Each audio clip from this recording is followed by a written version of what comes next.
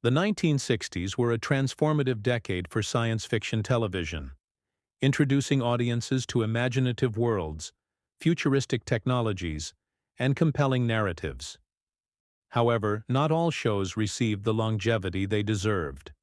Today we delve into 10 one-season sci-fi series from the 1960s that left a lasting impact despite their brief runs. The Time Tunnel came from the imagination of Irwin Allen, the master of disaster behind Lost in Space and Voyage to the Bottom of the Sea. The show followed scientists Doug Phillips and Tony Newman, who became trapped in a secret government experiment known as Project Tick-Tock. The result? Two men lost in time, tumbling from one historical catastrophe to the next, from the Titanic's sinking to the Battle of Little Bighorn. Allen's team built massive sets and used state-of-the-art visual effects for 1966 television, blending stock footage with original material to transport viewers through centuries. Each episode was part historical drama, part science fiction adventure, and often ended on a cliffhanger as the tunnel hurled the men into a new era. Though it captured viewers' imaginations with its sweeping adventures and inventive effects, ABC ended the series after just one season. Still, The Time Tunnel endures as a cult classic that defined the possibilities of time travel storytelling. This animated series took inspiration from the 1966 Oscar-winning film, but added a serialized educational twist. Produced by Filmation Studios, Fantastic Voyage followed a miniaturized team aboard the microscopic submarine Voyager, traveling inside the human body to combat medical crises and sabotage.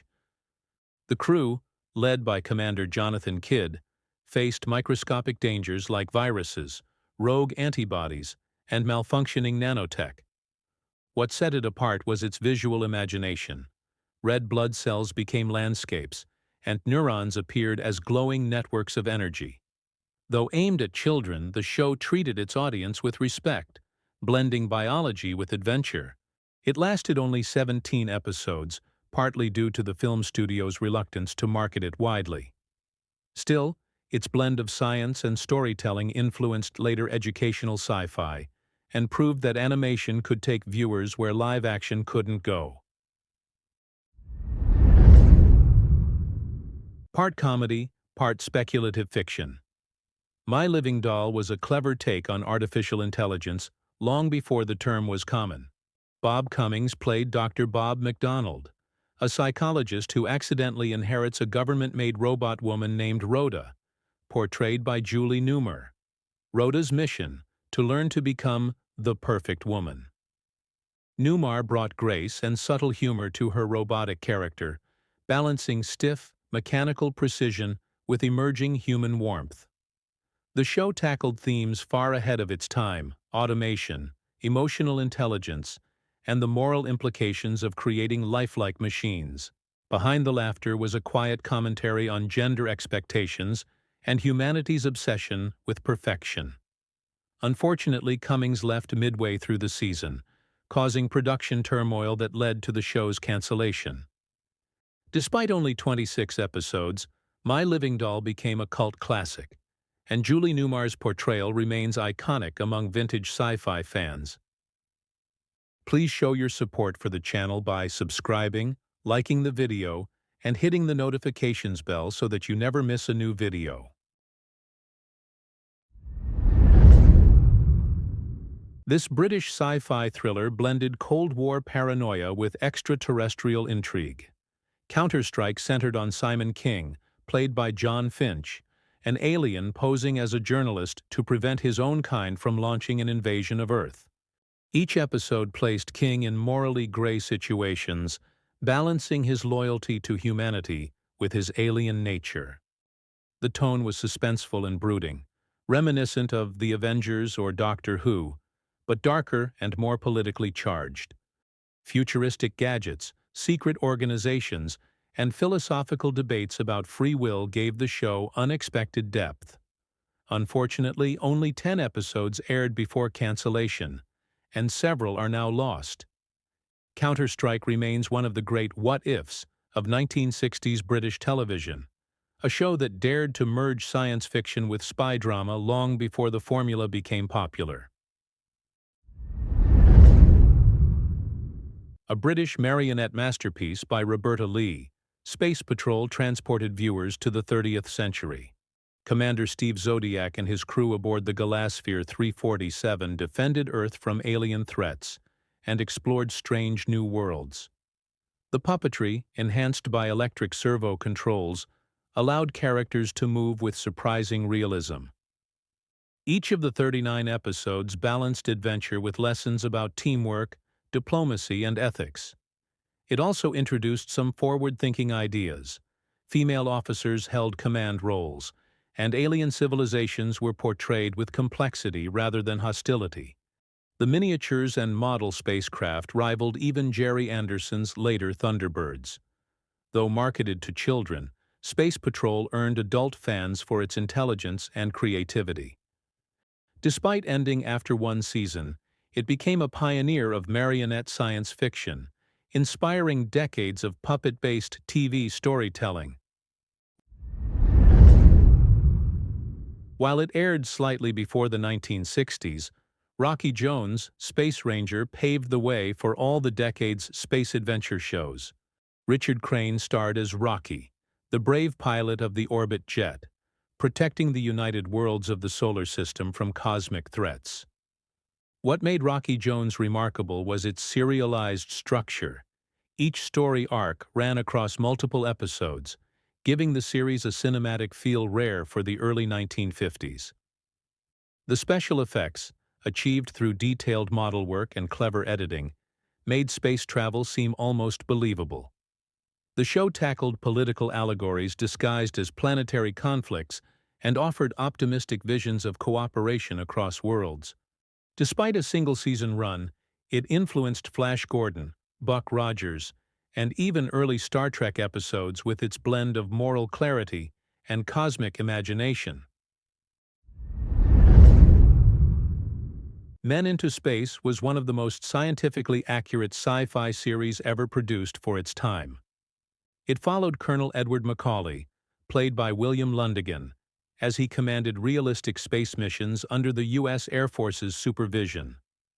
The show consulted with NASA engineers and Air Force advisors to ensure technical authenticity, from zero-gravity movement to pressurized cabin design. Instead of focusing on aliens or fantasy, Men into Space dealt with real challenges: psychological isolation, limited resources, and the risk of mechanical failure. The tone was sober and methodical, offering a glimpse of humanity's courage in the face of the unknown.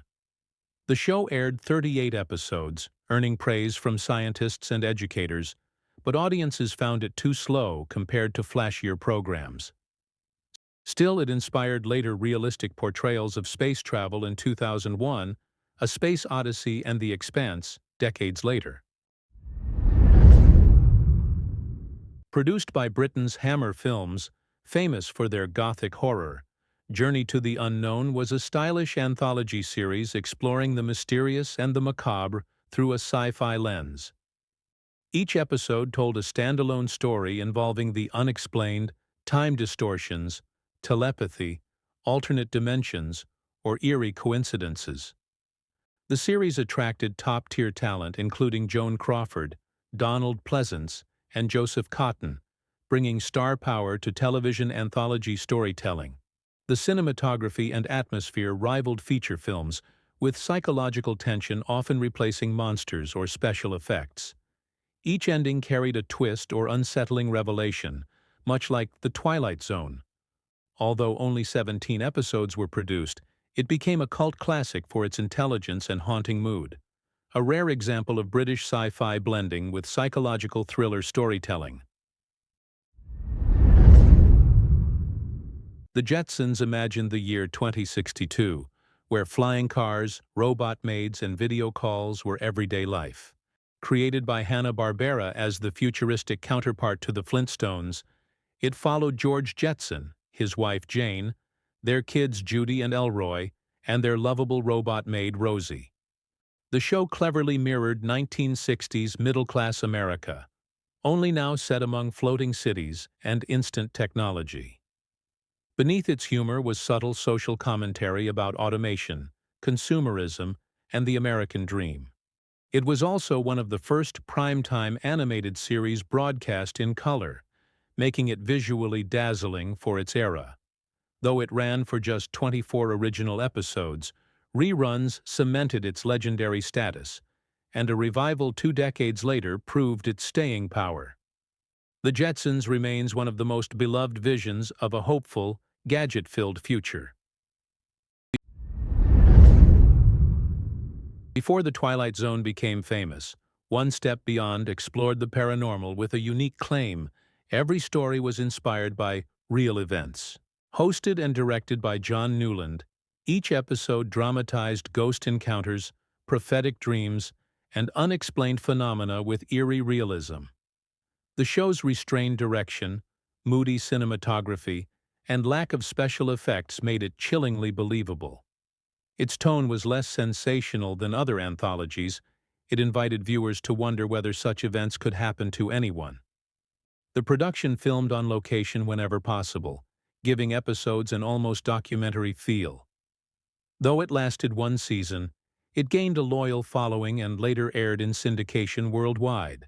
Its influence on the style and tone of The Twilight Zone and The X-Files is undeniable, proving that sometimes subtle suggestion is scarier than spectacle.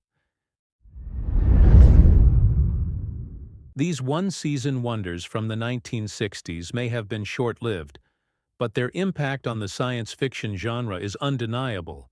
Their innovative storytelling, imaginative concepts, and unique approaches to television have left a lasting legacy. If you're a fan of classic sci-fi, these shows are worth exploring and celebrating for their contributions to the genre. Click on the link for another great video we are sure you will love. Thanks for watching.